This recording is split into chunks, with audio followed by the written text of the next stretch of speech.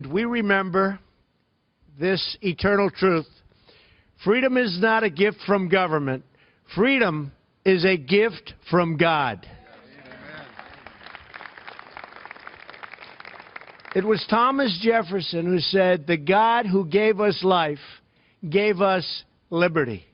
Our founding fathers believed that religious liberty was so fundamental that they enshrined it in the very First Amendment of our great and beloved Constitution.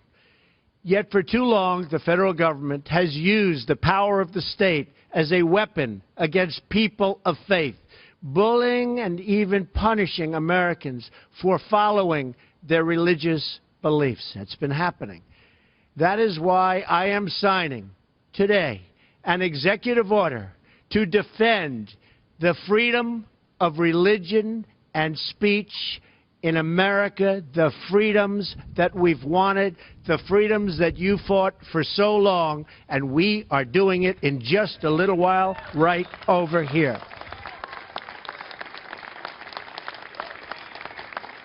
Thank you.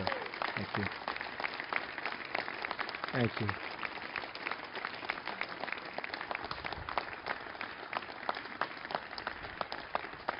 Thank you all. Thank you. No American should be forced to choose between the dictates of the federal government and the tenets of their faith. As I campaigned across the country, faith leaders explained that they were prevented from speaking their minds because of a 1954 rule known as the Johnson Amendment. I spoke about it a lot. Under this rule, if a pastor, priest, or imam speaks about issues of public or political importance, they are threatened with the loss of their tax-exempt status, a crippling financial punishment. Very, very unfair. But no longer. I promised to take action if I won. If I didn't win, I gave you no promise, that's for sure. If I didn't win, I guess I'd be gone, right? I'd be out enjoying my life, I think. But I wouldn't be helping you with the Johnson Amendment. And to this end, this financial threat against the faith community is over.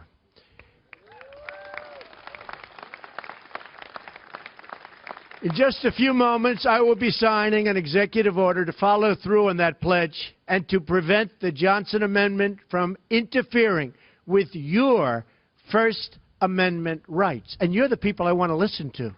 Other people are allowed to tell me and everybody what to do. I want to hear it from you, and so do a lot of other people. So you're now in a position where you can say what you want to say. And I know you'll only say good, and you'll say what's in your heart. And that's what we want from you. You are great, great people. You are great, great people. Thank you. Thank you. This executive order directs the IRS not to unfairly target churches and religious organizations for political speech. No one should be censoring sermons or targeting pastors.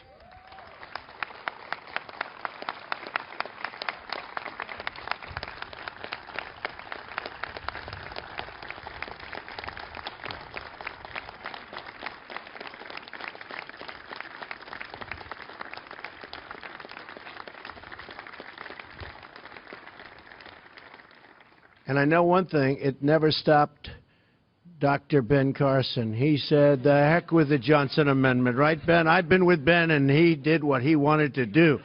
But not everybody's going to do that, Ben. You know that, right? In America, we do not fear people speaking freely from the pulpit. We embrace it.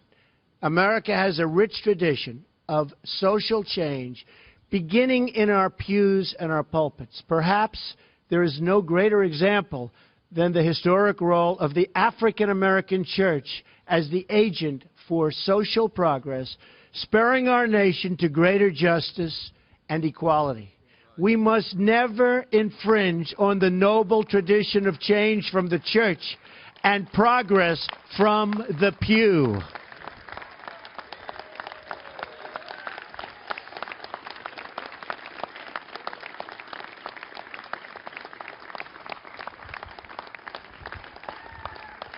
Thank you. Thank you. Under my administration, free speech does not end at the steps of a cathedral or a synagogue or any other house of worship. We are giving our churches their voices back. We are giving them back in the highest form. With this executive order, we also make clear that the federal government will never, ever penalize any person for their protected religious beliefs.